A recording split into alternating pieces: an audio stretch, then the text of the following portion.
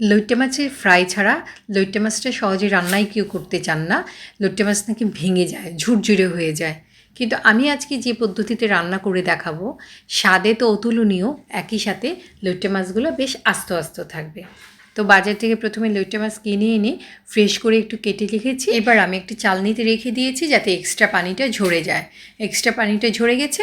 একটি বড় মিক্সিং বোলে প্রথমে মাছ দিয়েছি, তারপর যথেষ্ট পরিমাণ পেঁয়াজ কুচি দিয়েছি, ধনেপাতা কুচি, এটাও আপনারা যথেষ্ট পরিমাণ দিতে পারেন, কাঁচামরিচ কুচি পছন্দ মতো। একটা স্পেশাল মশলা দিয়েছি, মাছের মশলা, রেডিমেড মাছের মশলা, সেটা দিয়েছি।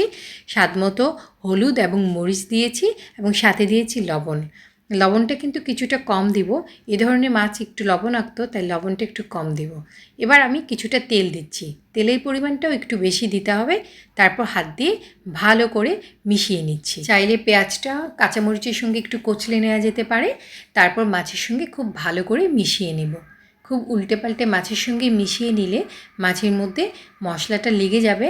তারপর আমি এটা কিছুক্ষণের জন্য ম্যারিনেট করে রেখে দেব। এই রান্নার পদ্ধতিটা একটু আলাদা, তাই এই পর্যায়ে আপনি লবণ মরিচটা একটু চেক করে নেবেন। এভাবে আমি 30 মিনিট রেখে দিব। 30 মিনিট রেখে দেওয়ার পর এবার আমি সরাসরি রান্নায় চলে যাচ্ছি।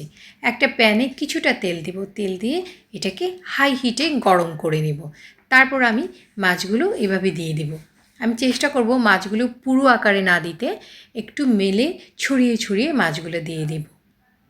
আমি এইভাবে দিয়ে দিচ্ছি, ঠিক যেমনটা দেখতে পাচ্ছেন।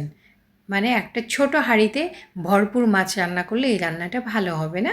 একটু বড় সাইজের একটা হাঁড়িতে মাছগুলো রান্না করলে এইভাবে মাছগুলো আমি বিছিয়ে বিছিয়ে দিতে পারবো এবং রান্নাটাও বেশ ভালো হবে। হ্যান্ডেলটা ধরে একটু নেড়েচেড়ে দিব, উল্টানো পাল্টানো যাবে না, কারণ মাছটা এমনিতেই বেশ নরম। এবার আমি কিছুক্ষণের জন্য ঢাকনা দিয়ে ঢেকে রাখবো। ঢাকনা খুলে 10 মিনিট পর এটাকে একটু নেড়েচেড়ে দিব এবং উপর থেকে একটু টমেটো দিয়ে দিচ্ছি, জাস্ট সৌন্দর্য বাড়ানোর জন্য।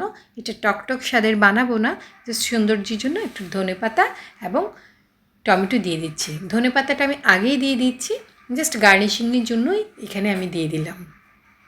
দেখতে পাচ্ছেন সাইড দিক দিয়ে একদম পোড়া পোড়া হয়ে গেছে, খেতে কিন্তু অসাধারণ। এই লইট্টে মাছটা যেই খেয়েছে সেই কিন্তু ভীষণ প্রশংসা করেছে এবং আমার কাছ থেকে রেসিপি চেয়ে নিয়েছে যে কিভাবে আমি এত স্বাদের লইট্টে মাছ রান্না করি। আপনি যদি একবার ট্রাই করেন আপনি বুঝতে পারবেন সত্যিই এই মাছটা ফ্রাই ছাড়াও যে খেতে এত অসাধারণ, সেটা আপনি রান্না করলেই বুঝতে পারবেন। আশা করি ভিডিওটি আজকে ভালো লেগেছে। যদি ভালো লেগে থাকে আমার চ্যানেলের সাথেই থাকবেন।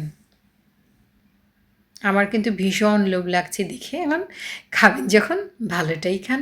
আল্লাহ হাফেজ।